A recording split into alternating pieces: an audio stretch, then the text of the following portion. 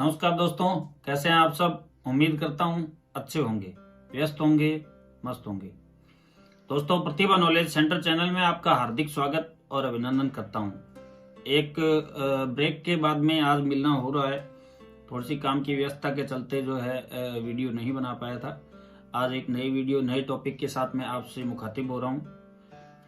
तो दोस्तों, जैसा कि मैंने आपसे प्रॉमिस किया था कि नगरपालिका के कार्यों के संबंध में इसके अलावा अन्य विभागों जैसे ग्रामीण क्षेत्र में पंचायत में होने वाले कार्य, पंचायत समिति में होने वाले कार्य, तहसील परिसर में होने वाले कार्य, उपखंड कार्यालय में होने वाले कार्य, पुलिस स्टेशन में होने वाले कार्य, इसके अलावा चिकित्सा विभाग की योजनाएं हैं, इरिगेशन की योजनाएं हैं, कृषि जो है विभाग की योजनाएं, सहकारिता विभाग की योजनाएं, समाज कल्याण विभाग की योजनाएं, महिला अधिकारिता विभाग की योजनाएं, लगभग सभी विभागों में होने वाले प्रतिदिन के कार्य, रोजमर्रा के कार्य एवं उनकी जो सरकार की योजनाएं चलाई जाती है उसके संबंध में मैं समय समय पर वीडियो बना करके डाला करूंगा। साथ ही राजस्थान सेवा नियमों के संबंध में भी जो है जानकारी दिया करूंगा और जो राज्य सरकार से नई अपडेट आएगी उसके बारे में भी आपको रूबरू करवाऊंगा। तो दोस्तों, चलते हैं आज के टॉपिक पर। और टॉपिक पर चलने से पहले मेरा निवेदन है कि वीडियो को जो है लास्ट तक जरूर देखें। वीडियो के लास्ट में मैं आज आपको ये भी बताने वाला हूं कि कुछ जो सेवाओं को नगरपालिका के अंदर ऑनलाइन कर दिया है, तो आप घर बैठे भी उनका जो है लाभ उठा सकते हैं। घर पे बैठे बैठे आप कैसे जो है फायर एनओसी के लिए आवेदन कर सकते हैं, कैसे यूडी टैक्स भर सकते हैं, या कैसे आप 90A की आवेदन कर सकते हैं, या नामांतरण की, जितने प्रकार के कार्य हैं वो भी मैं आपको बताऊंगा। तो चलिए शुरू करते हैं। आज का टॉपिक है बेटियों के लिए सुकन्या समृद्धि योजना। भारत सरकार द्वारा जो है यह योजना चलाई गई है। माननीय प्रधानमंत्री जी ने इस योजना का जो है शुभारंभ किया था और यह बेटियों की पढ़ाई के लिए और बेटी की शादी के वक्त होने वाले खर्च के लिए इस योजना का शुभारंभ किया। दोस्तों, इस योजना के अंदर जो लाभ मिलता है वो यह है कि भारत के अंदर प्रचलित कोई भी स्कीम के अंदर जितना ब्याज मिलता है उसमें सर्वाधिक ब्याज इस पर मिलता है। चाहे वो जीपीएफ की बात हो, चाहे पीपीएफ की बात हो, पीएफ की बात हो, किसी भी प्रकार के जो आपके खाते हैं उनमें से एफडी हो, चाहे वो कुछ भी हो, उनमें सर्वाधिक जो है ब्याज दर इसी खाते की है। तो चलते हैं, शुरू करते हैं। सुकन्या समृद्धि योजना के तहत आपको जो है सुकन्या समृद्धि अकाउंट खुलवाना पड़ता है सबसे पहले। और सुकन्या समृद्धि अकाउंट आप कितनी बच्चियों का खुलवा सकते हैं, तो मैं यहाँ बता देना चाहूंगा, आप 2 बच्चियों तक जो है सुकन्या समृद्धि योजना का अकाउंट खुलवा सकते हैं। बच्चे की उम्र 10 वर्ष से कम होनी चाहिए, यानी कि आप जन्म के वक्त भी खुलवा सकते हैं और जन्म से 10 वर्ष तक भी खुलवा सकते हैं। 3 बच्चियों की जो है आप सुकन्या समृद्धि किस कंडीशन में खुलवा सकते हैं, तो मैं बता देना चाहूंगा। यदि पहले आपकी एक बच्ची है और दूसरी जो डिलीवरी हुई है उसमें जो है एक साथ में जुड़वा बच्ची 2 बच्चियां यदि आपकी हुई है तो तीनों बच्चियों का सुकन्या समृद्धि अकाउंट खुल सकता है। तो आवेदन के लिए क्या क्या जो है दस्तावेज चाहिए होंगे। आवेदन के लिए दस्तावेज चाहिए होंगे बच्ची का जन्म प्रमाण पत्र, बच्ची के फोटो, इसके साथ ही माता पिता के फोटो, माता या पिता के, चाहे तो आप माता का जो है खाता अटैच करवा दीजिए, चाहे आप पिता का साथ में खाता अटैच करवा दीजिए, क्योंकि छोटी बच्ची है तो उसके साथ में माता या पिता में से किसी का खाता आपको अटैच करवाना होगा। उसके साथ में माता या पिता का आधार कार्ड और माता या पिता का जो भी आप जिसको ऐड करवाना चाहते हैं उनका पैन कार्ड। ये दस्तावेज जो है उसके अंदर आपको बैंक में, चाहे तो आप सरकारी बैंक में जैसे एसबीआई बैंक है, पीएनबी बैंक है, ओबीसी बैंक है, जहां भी आप बैंक में खुलवाना चाहें तो आप बैंक में खुलवा सकते हैं। यदि आपके पोस्ट ऑफिस में आप खाता खुलवाना चाहते हैं तो पोस्ट ऑफिस में भी खाता खुलवा सकते हैं। इसमें दोस्तों 31 मार्च तक जितना भी ब्याज मिलता है वह ब्याज आपके खाते में जुड़ जाता है प्रत्येक वर्ष के अंदर।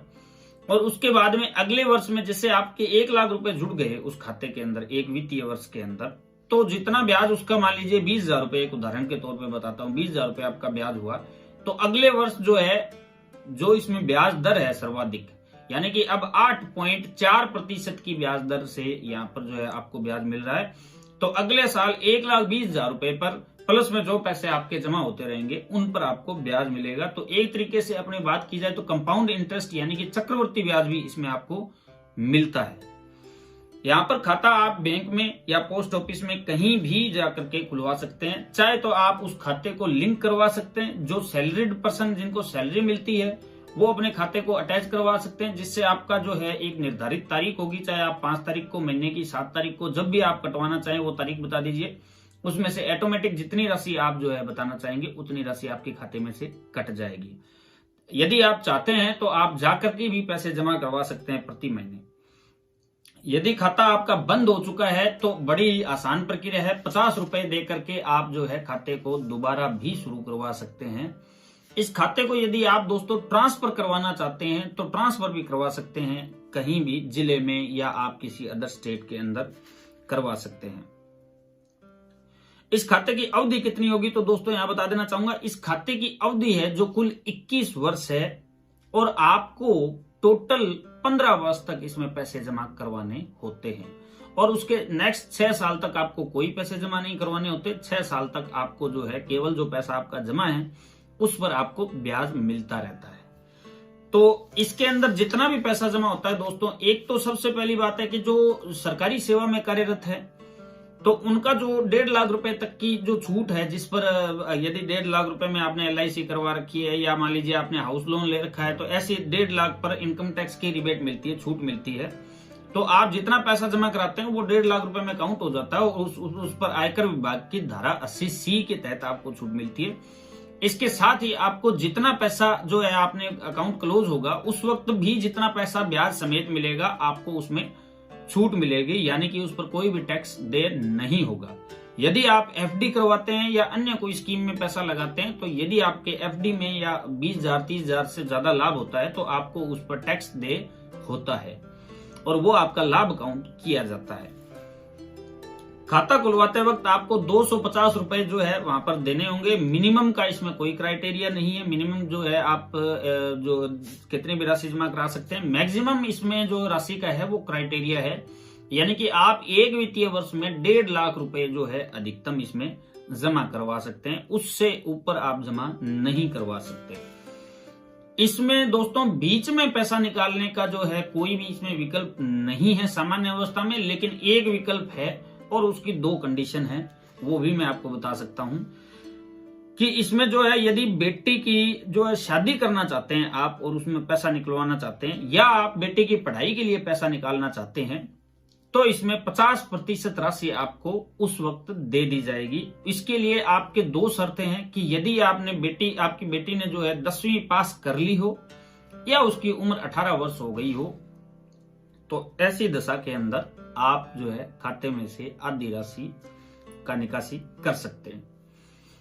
यदि देखिए खुदा न खास भगवान ना करे ऐसा कि भाई किसी दशा में बेटी की कोई उसके साथ में मिस हैपनिंग हो जाती है कि वह उसकी डेथ हो जाती है या कोई गंभीर बीमारी हो जाती है या माता या पिता में से जिनका खाता ऐड है और जो पैसे जमा करवा रहे हैं उनमें से किसी की डेथ हो जाती है तो ऐसी दशा में भी इस अकाउंट को बंद किया जा सकता है।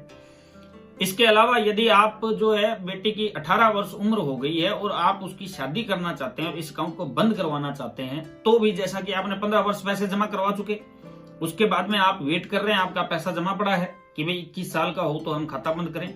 लेकिन यदि आप 18 वर्ष की उम्र में, क्योंकि मिनिमम उम्र जो है बेटी की शादी की 18 वर्ष है, तो 18 वर्ष या 19 वर्ष या 20 वर्ष में यदि आप बेटे की शादी करना चाहते हैं तब भी आप इस अकाउंट को क्लोज कर सकते हैं और आपको पूरा का पूरा पैसा मिल जाएगा उसमें। तो उसमें आपको 21 वर्ष तक की जो है वेट करने की आवश्यकता नहीं है।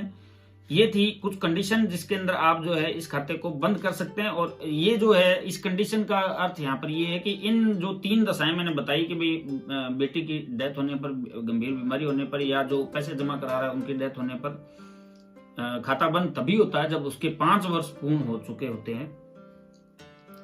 इसमें मैं दोस्तों आपको बता देना चाहूंगा कि कुछ एक मैं उदाहरण के तौर पे बताना चाहूंगा कि भाई यदि आप कितने रुपए जमा करते हैं तो आपको कितने रुपए मिलेंगे। तो 1,000 रुपए प्रति मंथ के हिसाब से जमा करते हैं तो आपके 12,000 रुपए 1 साल के होते हैं। और ऐसा करने पर आप जो है 12,000 रुपए के हिसाब से 1,80,000 रुपए आपके जो है जमा होते हैं और 5,70,000 रुपए आपको मिलते हैं। यानी कि बात की जाए तो लगभग 3 गुने से भी अधिक। यदि आप 2,000 रुपए प्रति माह के हिसाब से जो है जमा करते हैं इसमें तो 3,60,000 रुपए आपके जमा होते हैं और जो है 11,40,000 रुपए आपको खाता बंद करने की स्थिति में, जब आपका खाता क्लोज होगा यानी कि स्कीम पूरी हो जाएगी, तब मिलेंगे। 3,000 रुपए प्रति मंथ की दर से आप यदि उसमें जमा करते हैं तो 5,40,000 रुपए आपके जमा होते हैं और 17 लाख और 10,000 के आसपास आपको राशि मिलती है। यानी कि जो मैं उदाहरण बता रहा हूं वो प्रत्येक में आपको लगभग 3.5 गुना पैसा रिटर्न हो रहा है। यदि आप प्रत्येक वित्तीय वर्ष में पूर्णतः जितनी इसकी लिमिट है 1.5 लाख रुपए की लिमिट है, और वो 1.5 लाख रुपए यदि आप हर साल जमा करवाते हैं तो इस हिसाब से आपके 22 लाख और 50,000 रुपए जमा होते हैं और 73,90,000 रुपए मिलते हैं, यानी कि 74 लाख के नजदीक आपको मिलते हैं। तो ये एक ऐसी स्कीम है दोस्तों जो कि बेटी का सुनहरा भविष्य तय करती है। मैंने भी अपनी बेटी प्रतिभा का, जिसके नाम पर ये चैनल बना रखा है, उसका खाता खुलवाया हुआ है। और आप सभी से मेरी ये गुजारिश है कि अपनी बेटियों के नाम पर जो भी जो बेटी है, एक है या दो है, तो उनके लिए जो है ये खाता खुलवाइए और आज से ही सेविंग चालू कीजिए, ताकि जब उसकी पढ़ाई की बात आए और जब उसके चयन की बात आए कि भाई उसको IIM में जाना है या IIT में जाना है या उसको जो है डॉक्टर बनना है, IAS की तैयारी करनी है, तो उस वक्त जो है आप झिझके नहीं और आप जो है बेटे को वो मुकाम हासिल करने में मदद कर सकें जो उसे चाहिए। तो ये थी दोस्तों सुकन्या समृद्धि योजना। इसके साथ ही जैसा कि मैंने आपसे प्रॉमिस किया था कि नगर पालिका के कार्य जो ऑनलाइन कर दी गई है सेवाएं, उसके बारे में मैं आपको जानकारी दे रहा हूं। तो दोस्तों इसमें फायर NOC, UD टैक्स जमा करना, 90A की कार्रवाई, भवन निर्माण स्वीकृति, नामांतरण की कार्रवाई आदि आदि जो है वो ऑनलाइन कर दी गई है। ऑनलाइन के लिए आपको क्या करना होगा इस पर मैं एक छोटा सा वीडियो और बनाऊंगा, लेकिन मैं प्रारंभिक जानकारी इसमें दे देता हूं। आपको sso.gov.in पर यानी कि SSO की ID पर जाना होगा, लॉगिन करना होगा। उसके बाद में आपकी SSO ID और पासवर्ड लगाने होंगे। उसके बाद में जब आप उसके अंदर सर्च के ऑप्शन पर क्लिक करेंगे तो आप LSG ऑनलाइन सर्विसेज पे जाएंगे, LSG ऑनलाइन सर्विसेज पे जाएंगे और उसके ऊपर क्लिक करेंगे तो उसके अंदर आपको ये विभिन्न सेवाएं मिल जाएगी। उसके बाद में आपको अपने नगरीय निकाय का जो है चयन करना होगा, यानी कि नगर पालिका है तो उसका चयन करना होगा, नगर परिषद है तो उसका चयन करना होगा, म्युनिसिपल जो कॉर्पोरेशन की बात की जाए, नगर निगम की बात की जाए वो है तो आपको वो चयन करना होगा। और उसके बाद में आप किसी भी सेवा का लाभ ले सकते हैं। उसमें जो चाहे गए दस्तावेज हैं, चाहे गई जानकारी है, आपको वहां पर उपलब्ध करवानी होगी। इसका मैं एक लाइव वीडियो जो है SSO ID के अंदर जाते हुए भी बना दूंगा, ताकि आप उसके अंदर लॉगिन करने में और उसके अंदर जो सेवाओं का लाभ उठाने में आपको आसानी हो। तो कैसा लगा दोस्तों वीडियो, कमेंट बॉक्स में लिख करके जरूर बताइएगा।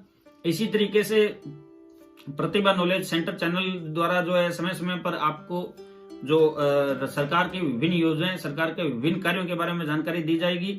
तो वीडियो को लाइक कीजिए, ज्यादा से ज्यादा शेयर कीजिए और अभी तक यदि आपने सब्सक्राइब नहीं किया तो सब्सक्राइब कीजिए। जिन दोस्तों के मोबाइल में हिंदी जो है लैंग्वेज का उपयोग किया जाता है तो वहां पर नीचे जो है रेड बटन है और उसमें लिखा हुआ है सदस्यता लें, उस पर आप जो है क्लिक कीजिए और रेड बटन से जब वो ग्रे कलर का हो जाएगा तो यानी कि आप सब्सक्राइब उसको कर चुके। थैंक यू दोस्तों, गुड नाइट, शुभ रात्रि, शब्बा खैर।